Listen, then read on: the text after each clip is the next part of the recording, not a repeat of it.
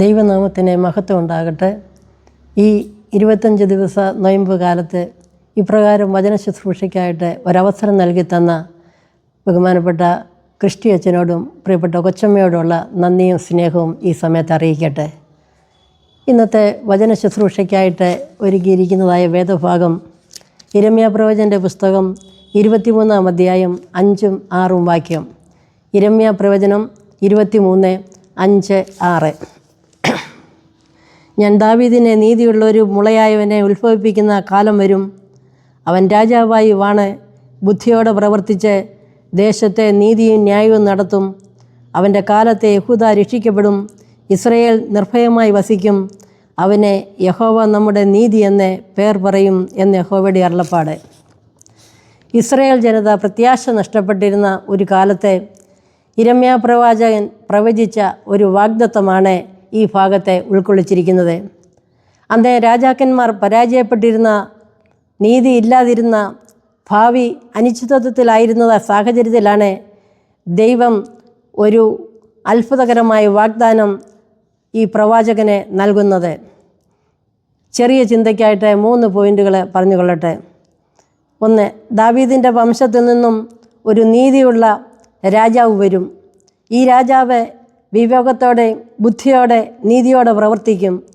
അവൻ തൻ്റെ ജനത്തെ രക്ഷയുടെ അനുഭവത്തിലേക്ക് നയിക്കും. അവനെ വിളിക്കുന്ന നാമം നമ്മുടെ നീതി യഹോവ.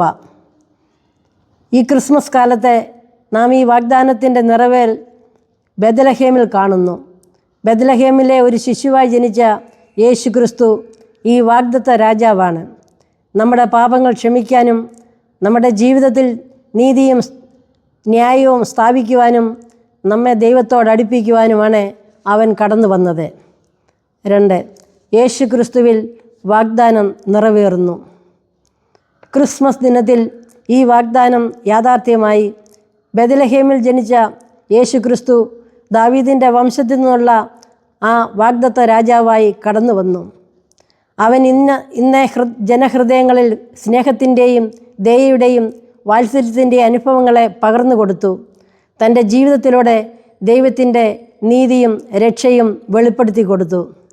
പുതിയ നിയമത്തിലേക്ക് നമ്മൾ കടന്നു വരുമ്പോൾ യോസഫിനെയും, നീതിമാനായ യോസഫിനെയും മറിയയും നമ്മളെ കാണുമ്പോൾ വളരെ പ്രതിസന്ധിയിലൂടെ കടന്നുപോയ ജോസഫും മറിയയും അവരുടെ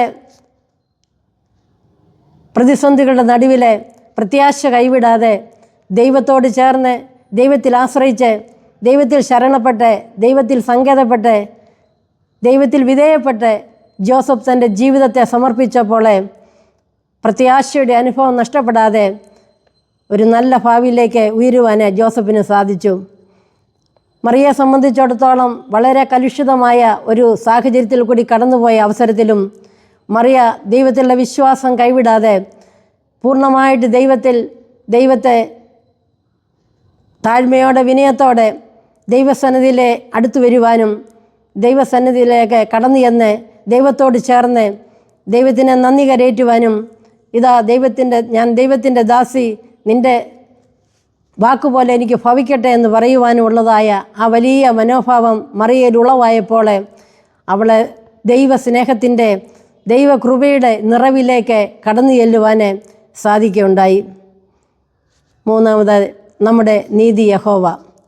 പ്രവാചകൻ പറയുന്ന ഈ രാജാവിനെ വിളിക്കുന്ന നാമം നമ്മുടെ നീതി യഹോവ.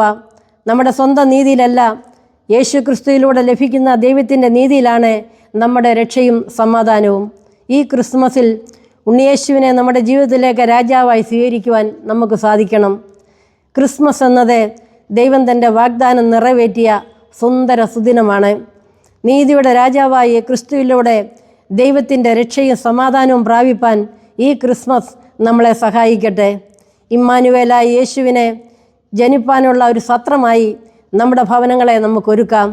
ഏറ്റവും വിശുദ്ധിയോടെ, പ്രാർത്ഥനയോടെ ഉണ്ണിയേശുവിനെ ജനിപ്പാനായി നമ്മുടെ ഹൃദയങ്ങളിൽ ഒരു പുൽക്കൂട് തയ്യാറാക്കാം.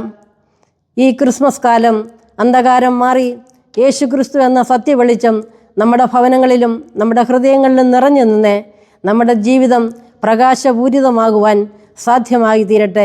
അതിന് ദൈവത്തിൻ്റെ പരിശുദ്ധാത്മാവെ നമ്മെ സഹായിക്കുകയും ശക്തീകരിക്കുകയും ചെയ്യട്ടെ. എല്ലാവർക്കും ഹൃദയം നിറഞ്ഞ ക്രിസ്മസ് ആശംസകൾ.